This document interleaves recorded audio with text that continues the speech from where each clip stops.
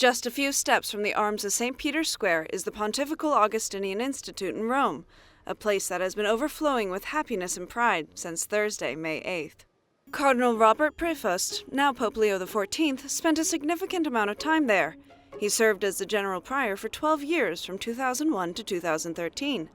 For his Augustinian brothers, the white smoke was a great cause for celebration. I think that the word I use is joyous disbelief.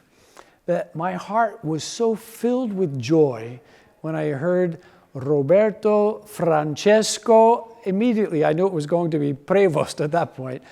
Such joy that there was this gasp. It took my breath away.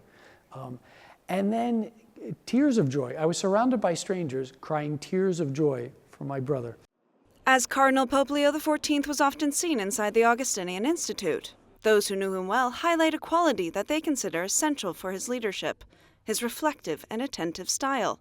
My experience of him is he is a man that listens. He recognizes the importance of listening first, then thinking, and then acting. So first he says we have to listen. What's going on? Listen, think, and then act. And I think he'll bring that to his papacy.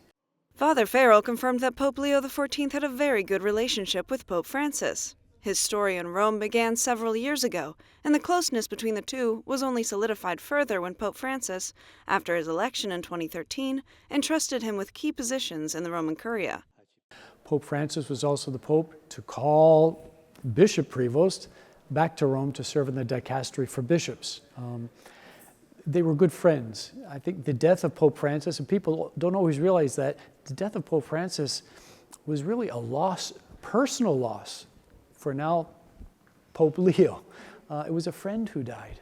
Within the Institute, there's a place that Pope Leo XIV often visited: the tennis courts. It turns out that the new pope is quite the tennis player. In fact, before the conclave began, the then Cardinal Prevost visited the courts. This was his home for 12 years. And so we have a tennis court up in our gardens. He still, when he moved back to Rome, he doesn't live here, and comes over and prays with us every day. And at least once a week would go back up into the garden and play tennis. He's a very good tennis player. He plays for the sport, right? He plays for exercise, for stress relief, right? And also just for the joy of playing. Now, as Pope Leo XIV, his presence remains within the walls of the Institute. From shared prayers to tennis matches in the gardens, there are memories that will mark the history of this community forever.